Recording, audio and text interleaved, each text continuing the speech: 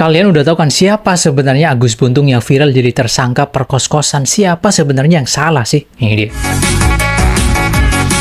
Oke guys, jadi Agus Buntung yang berumur 22 tahun yang juga dikenal sebagai Iwas itu berasal dari Nusa Tenggara Barat. Jadi saat ini Agus Buntung ini lagi viral banget karena dijadikan tersangka kasus perkos-kosan. Walaupun beliau ini tidak punya tangan yang sempurna. Tapi kalau kalian coba lihat di sebuah akun bernama Agus Art, di sana diperlihatkan berbagai video keseharian Agus yang bahkan bisa naik motor, bisa main gamelan, bisa nulis tanpa bermaksud menggiring opini, tapi memang begitulah faktanya. Lalu bagaimana dengan kasus yang saat ini sedang viral? Siapa sebenarnya yang salah? Kalau menurut saya ini masih 50-50 ya, karena ada 3 versi kronologi. Baik itu versi kepolisian, versi korban, maupun versi tersangka atau Agus Buntung itu sendiri. Kalau kronologi versi dari korban mengatakan bahwasanya Agus Buntung ini menggunakan cara memanipulasi psikologis. Nah, versi kepolisian juga mengatakan bahwasanya Agus Buntung ini yang mengajak korban ke homestay. Dan bahkan ada keterangan dari saksi maupun visum. Sedangkan versi Agus Buntung itu sendiri mengatakan bahwasanya dirinya yang justru dibawa ke homestay. Entah siapa yang sebenarnya salah dalam kasus ini, cuman yang pasti adalah kenapa ya namanya Agus nih. Karena memang saat ini yang sedang viral itu namanya Agus semua nih. Tapi menurut kalian gimana nih?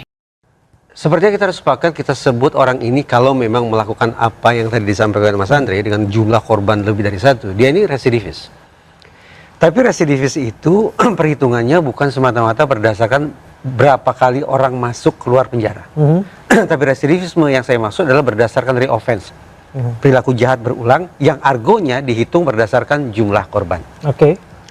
Dengan simpulan bahwa orang ini tampaknya merupakan seorang residivis, residivis kejahatan serius karena Indonesia sudah punya undang-undang TPKS, dan itu mengindikasikan bahwa Indonesia memandang kejahatan seksual sebagai kejahatan serius, maka kita patut punya keinsafan bahwa orang ini adalah orang yang super berbahaya.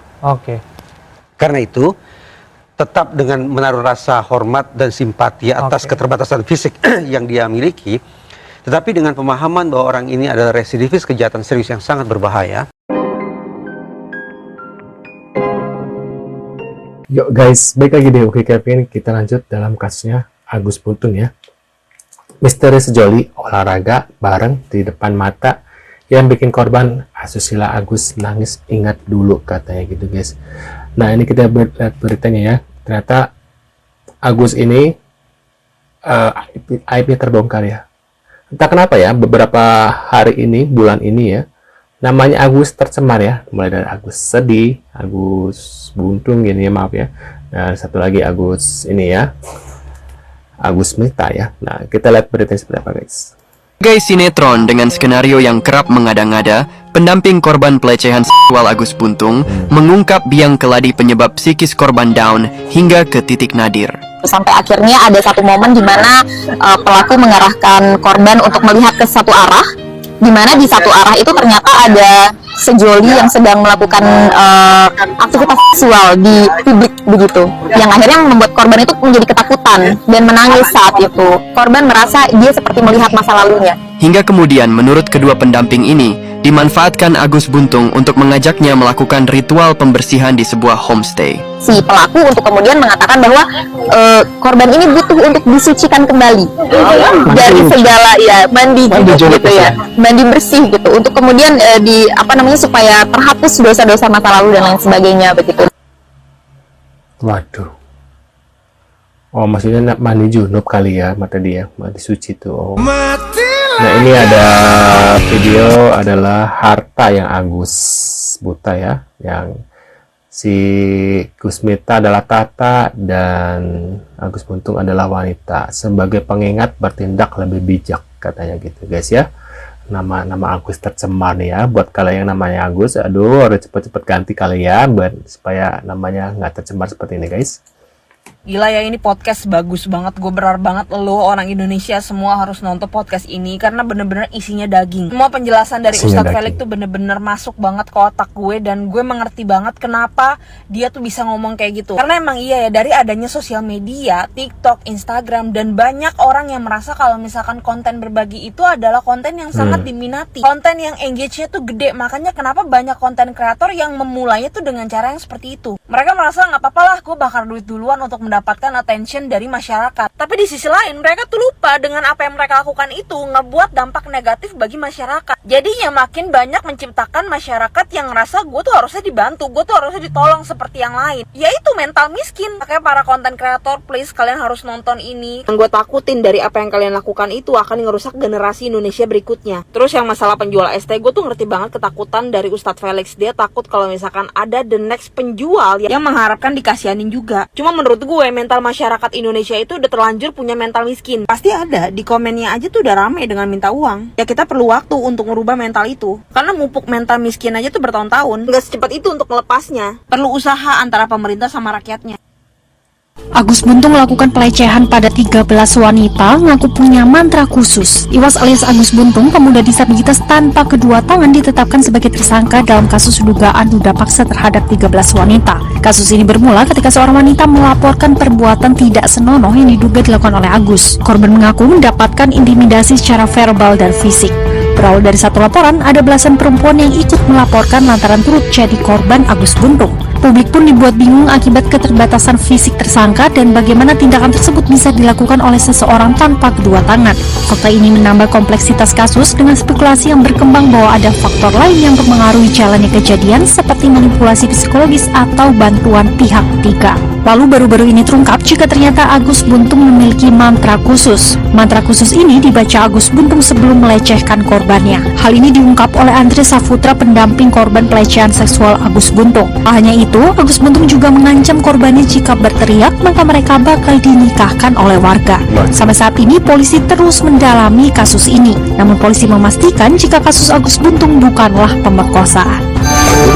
Pemerkosaan. Wah guys, ini adalah plot twist terbaik di tahun 2024 ya. Setelah Agus sedih, terbitlah Agus maksudnya Agus yang ini. Awalnya gue sempat respect, gue sempat percaya sama ini orang, tapi makin kesini semua bukti-buktinya makin jelas. Semua mengarah ke dia dan sekarang korbannya bertambah menjadi 13 orang. Ketika para korban dimintai keterangan, jawaban mereka semua tuh hampir sama. Mereka merasa terintimidasi, terancam, mentalnya dihancurin, dan sepertinya ya Agus ini bukan orang biasa guys. Dia tuh orang pinter dalam mempermainkan psikologi seseorang. Jadi dia tidak perlu menggunakan kekerasan, cukup menggunakan akal boy. Dia juga bisa memanipulasi kita semua dengan keterbatasan fisiknya. Jadi semua orang tuh bakal berpikiran kayak, wah ini kayaknya nggak mungkin deh, gimana cara ngebukanya. Baju aja masih dibukain, ke kamar mandi juga harus ditemenin dulu. Kayaknya nggak mungkin deh, ini akal-akal polisi doang ini mah. Nah kalau kalian sempat berpikiran seperti itu, selamat, Anda kena prank. Ampun suhu. Ditambah lagi nih pengakuan dari pemilik homestay langganan si Agus. Katanya dalam sebulan terakhir Agus itu bisa membawa wanita yang berbeda-beda. Oh my god. Bahkan dalam satu hari Agus bisa membawa 2 hingga 3 wanita. Gokil, gacor mang. Heran, udah dinner loh padahal tapi masih gacor aja. Oh ya ngomong-ngomong, kalian lebih percaya mana nih? Lebih percaya Agus atau sama polisi? Tulis di kolom komentar. Waduh. Pemilik homestay akui kerap lihat Agus Buntung bawa perempuan berbeda, 5 wanita selama 2024. Pemilik dan karyawan homestay mengatakan IWAS alias Agus Buntung berusia 21 tahun, pria disabilitas di Mataram, Nusa Tenggara Barat atau NTB, kerap membawa wanita berbeda ke penginapan. Waduh, serem juga kasus ya. Agus di NTB. Pertama kali saya mendengar kasus itu, saya sedikit ragu-ragu.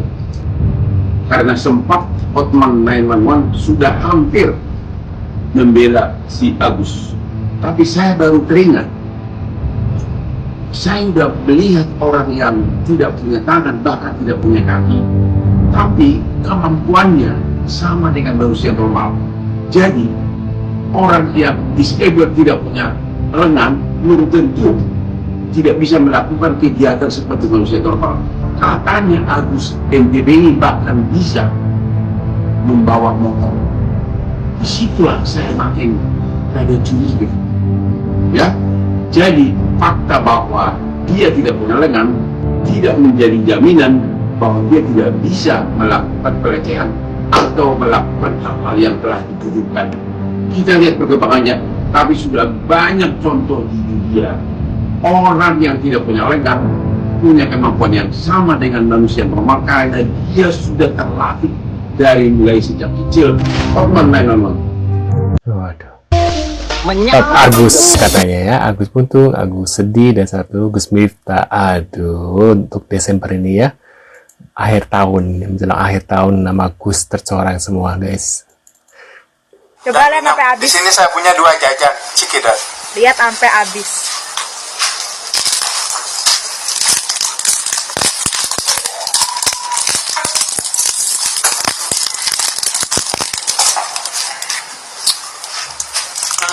Bisa makan, bisa buka permen, buka jajan, dia bisa minum, dia juga bisa sendiri.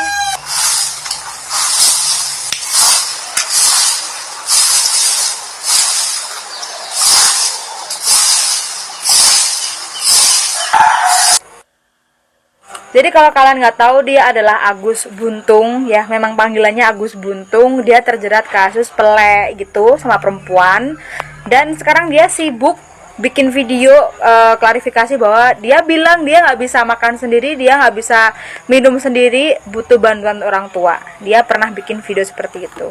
Meanwhile, sementara itu ya, kalau kita lihat videonya, kalau kalian lihat di akun dia, kalian scroll tuh ke bawah, itu ada dia bisa naik motor, dia bisa minum sendiri, dia bahkan bisa buka jajan sendiri ya.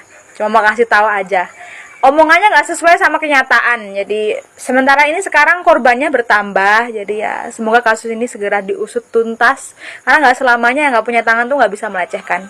Jangan berpikir disabilitas tuh tidak bisa melakukan tindakan jahat. Bisa, dia bahkan bisa bohong. Di sini saya punya 2 jajan Cikidot. Lihat sampai habis.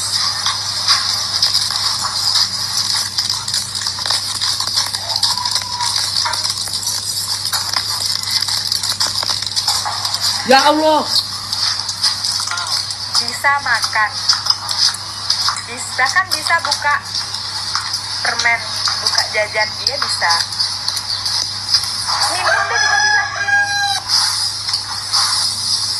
Ya Allah.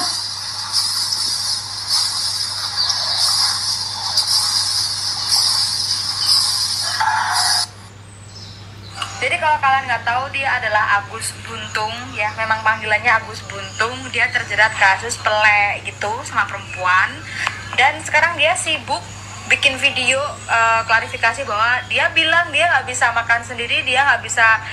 Iya betul, ada yang ngerekam kok. Jadi tahun 2020 Agus Buntel ini udah punya kasus, ada video, ada bersama dengan si Agus Buntel ini punya, ada video yang udah tersebar di sekolah, sedang bersama anak di bawah umur, masih usianya 16, pokoknya di bawah 18 tahun. Dan anak itu cuma pakai celenes deles. Nah itu tersebar guys, tapi sudah diselesaikan secara damai antar orang tua, dan anaknya itu drop out, nggak mau sekolah lagi.